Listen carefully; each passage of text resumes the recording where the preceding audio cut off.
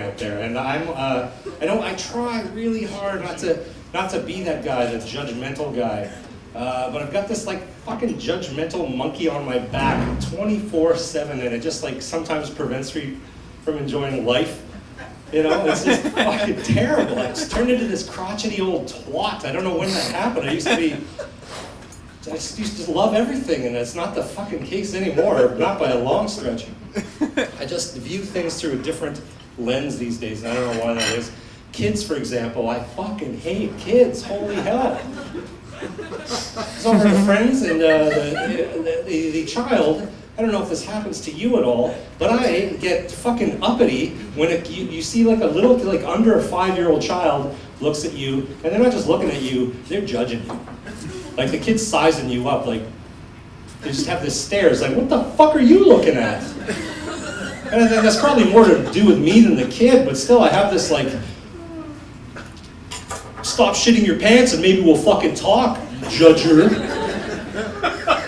I just feel like the kid is like, what are you fucking staring at? I'm a person just like any, like that's, I guess, well, I've just done a little work with myself here on stage. I think I'm insecure to the point that I'm intimidated by a 4-year-old. I just had a breakthrough right here on stage in front of all of you.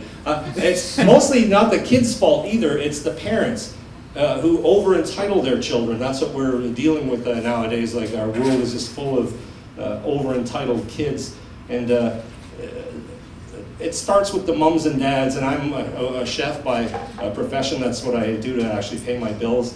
And there's nothing I fucking hate more than when I'm having to do a large birthday party or a 50th anniversary or a retirement party, and I've got a table of 50 out there, and some little fucking twat comes wandering into my kitchen, followed like 2 feet behind with like a mother who's like, oh.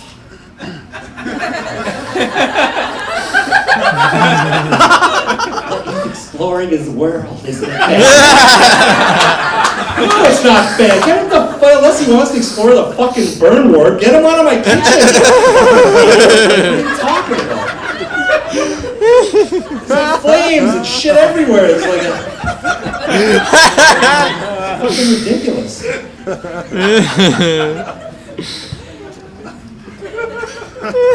And then they get into the teenage, they're a little older, and I've got this problem now upstairs where a new family has just moved in, and I used to have this other family who lived upstairs from me, and they were the fucking worst. There was just like non-stop noise, and they had no understanding that we all have hardwood floors, and that you don't walk with your heels on hardwood floors. It's sort of like, you get the idea that you sort of, you don't like walk like a ballerina, but it's not like, you're not fucking in the Third Reich with the heels. It's ridiculous. You sort of like find a middle ground where you sort of glide across the floor. And that family they didn't know it, so we sort of, came to an agreement whereby they would be super fucking loud, and I would bang a stool on the ceiling all the time. That's how that worked. And it worked out great because they would be loud, I'd bang a thing, and then they would just like bang back, and I would do it more, and fuck you! I'd start yelling, and that's how that went for a couple of years. Maybe that's where my cynicism came from. But so one day, I hear a fucking piano upstairs. In a small apartment, hardwood floors, and like the foot pedals going, and like blah, blah, blah, blah, and this piano's super fucking loud, and I'm like, all right, well, here's how the dance goes, bang, bang, bang. The piano stops, and I'm like, victory, yeah! And that was Aaron Murky for a second there. I just turned into Aaron Murky for a second there. But that's how it felt. I was so happy. I turned into Aaron Murky. Tap, tap, tap on my door, and there's a new family. It's not even they had moved while I was at work, I guess, and other people had moved in. And there's this, very pleasant Russian man and a little 10-year-old girl with tap shoes on. And he's like, I'm sorry, you banged on the roof. I am Saveli. This is Emily. And so, like, now I know its name. That's the first thing. You're not supposed to, like, give it a name, because then you get a task like, oh, fucking Emily. I'm not happy. I feel shitty about myself and want to kill her at the same time. So I'm like, oh, hi, new neighbors, like the piano music is super loud. I wonder if there's any way you could it was like, well, this is Emily. Emily loves to dance. Oh, that's awesome. It's great. Emily loves to dance in the hardwood floor. Fuck, I live in a drum is what it's like. I live inside of a drum. It's a drum skin they're occupying. And anyway, I suggested to Savali that maybe Emily doesn't practice the piano 7 hours a fucking night. I didn't say it like that. I said, oh, she likes to dance, that's awesome. When I suggested that maybe, that this piano thing wasn't a good idea, he got really mad and he's like, he's red in the face and flustered. It's normal activity for little girls, practice piano. It's a normal activity to Lithuanian club dance on corrugated sheet metal. It's a normal activity for a little girl to reenact Civil War battles, complete with cannon and, screaming soldiers. That's what I heard anyway. I don't think he actually said anything. I don't like cell phones. That's kind of a known thing by most of you who might have seen me before. I'm not a big fan of them. When they're used especially, like I love technology, I really do, but I don't like when it's used improperly or rudely. I refer to that whole sort of thing as social pollution. But what makes me even more angry is I've got a friend who has the device but never fucking answers it. Ever. What is the point of having it? Like, it's one thing to like be, constantly texting somebody, I'd like to be able to see a movie or do my groceries without somebody like, oh, MG, Sheila has chlamydia. Like, fuck off, it's so unnecessary, all that information. It's like, not everybody needs to know what you're thinking all the time, It's ridiculous. It's Keener. Keener's the one who's not using his cell phone right. You can never get a hold of him on that fucking thing. It drives me nuts. I didn't have a joke there. It's something I want to say out loud. And start answering your phone is what I'm saying. Start answering your phone. And since we're griping about Keener right now, I was over at his place not too long ago.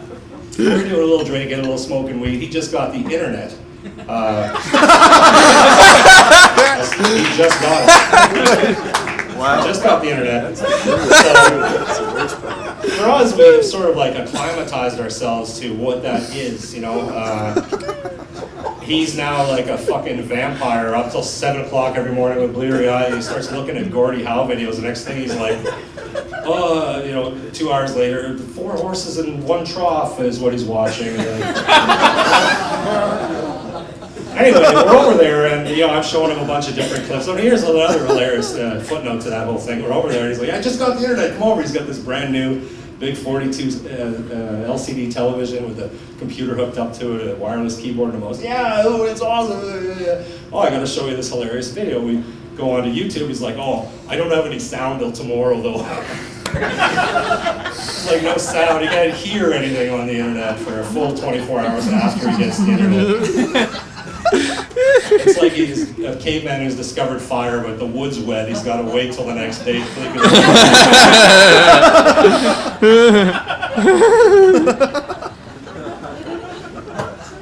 So I'm there, and I go to the bathroom at his place. And at first, nothing untowards. I unzip, I go to urinate, and I realize he has a window, like, directly above his toilet, with the blinds fully up all the time. That is like right out onto Donald Street, and I realize I'm urinating while there's people waiting for a bus, like just a few hundred yards away. And at first I was like, the inclination was to put the blind down, but then I thought, no, my penis should be seen by everyone. And it's like Keener has this sort of self-confidence about himself that like his bathroom is like a display window at the bay for penises or something, Okay, I thought that was going to do better, that one, actually. I thought that one was going to be funnier. But it's awkward is my point. That was kind of an awkward situation for me. Another thing that's awkward is my interaction with the ladies. At least earlier in my life. I'm much better at it now than I ever used to be. But when I remember, like, here's a sort of a seminal example of how not good I was with the ladies. Was in first year university. There was a girl I was crazy about in high school. Her name was Brenly Clayman, and there was a social or a kegger at the U of M we all went to, and everybody was drinking, and Brentley comes up to me and says, "Hey, let's dance." And I was like, "Yeah, okay, that sounds awesome." So we're dancing, and then a slow song comes on, and she just like glues herself right to me, both hands down the back of each of my pockets with a little squeeze, and I go, "What are you trying to steal my wallet?" And her face goes from like, you know, this sort of alluring whatever to like she just smelled like Bigfoot just took a dump on a flaming tire, just like. Like the Price is Right fucking horn goes off. And like, oh, Elaine, what happened? Ridiculous. One last thing that I hate, since I'm griping about stuff, is the leather ranch. I fucking hate the leather ranch. I don't care about the store or the garments they produce really, but what drives me fucking crazy is the advertising, because you only ever see a leather ranch commercial in the middle of fucking August when it's 40 above outside. And what is the commercial always? What does it feature? It's people in a Assiniboine Park or something, and they're clad head to fucking toe in black leather. It's like black fucking leather pants, shoes, a fucking black leather baseball cap, a fucking long riding jacket. It's like ridiculous. Like, hey, Mr. Leather Ranch, how prominently would you like your product featured in this commercial? 100%. The family, they're on a big square leather picnic tablecloth. They're like eating out of a leather picnic basket. There's a guy with leather glasses throwing a leather frisbee to a fucking leather dog. And one is nursing a leather baby on her leather too much leather. Too much fucking leather in that commercial. Are you ready for your first comic tonight?